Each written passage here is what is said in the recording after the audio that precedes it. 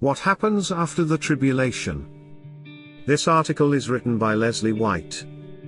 When people mention the rapture, they often mention the tribulation, but many Christians aren't clear about its meaning.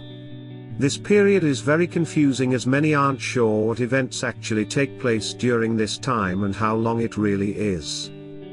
The rapture is an end times event where Jesus Christ returns for his church.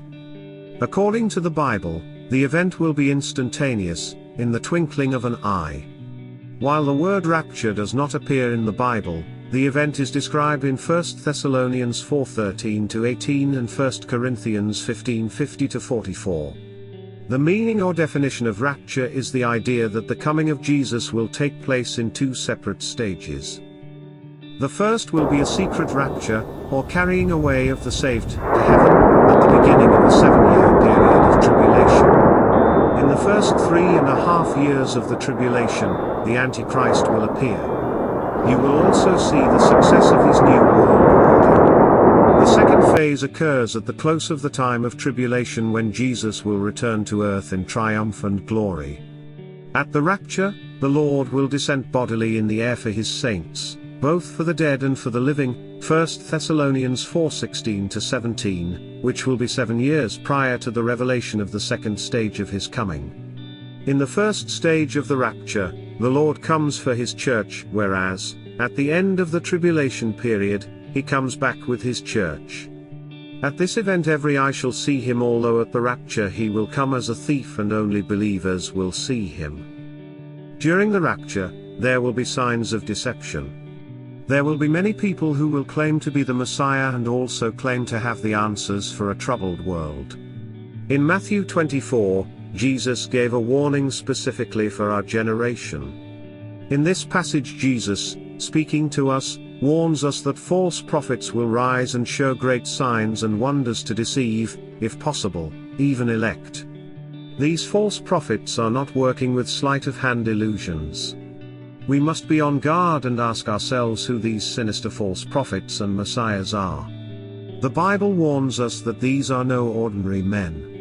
In the end times, people will be crying desperately for leaders to deliver them, and they will seek mystics and religious leaders who claim to have deeper knowledge. After the rapture of the church, Christians will be brought before the judgment seat of Christ.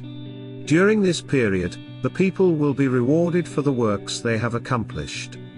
To clarify, this isn't a judgment to determine their salvation but a reward for labor on Jesus' behalf. The rapture also opens up a period known as the Great Tribulation. This is also referred to as the great day of his wrath and the time of Jacob's trouble. During this time, there will be great difficulty that will affect Israel and all nations. The purpose of the Great Tribulation is to prepare Israel for Jesus' second coming. The timing of the rapture sparks a great debate within Christianity. Many wonder if it occurs before, during or after the tribulation period.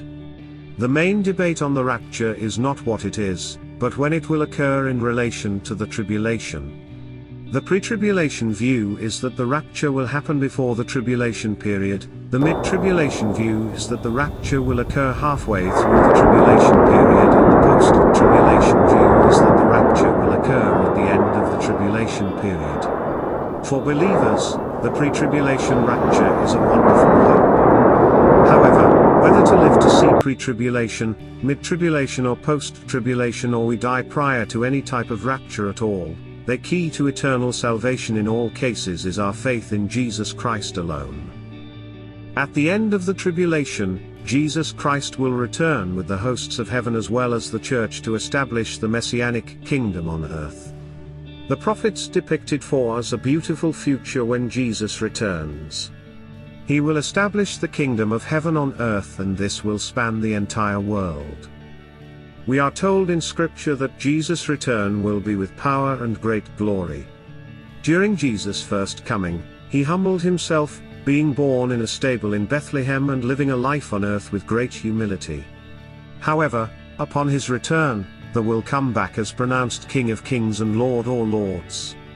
On this day, in a triumphant return, the whole world will see and know who Jesus really was. Humility stands out in Jesus' first coming. Glory stands out in his second.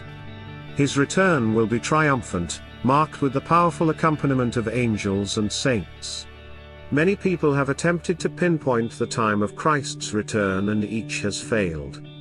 Jesus told his disciples on the Mount of Olives, referenced in Matthew 24:36, that no one know about the day or the hour, so it is impossible to pinpoint the exact day or time of Jesus' return. However, we are told by Jesus that we will know when his return is near. And then the sign of the Son of Man will appear in the sky, and then all the tribes of earth will mourn, and they will see the Son of Man coming on the clouds of the sky with power and great glory.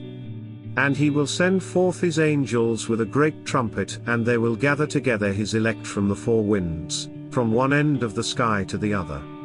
These signs will point to his return.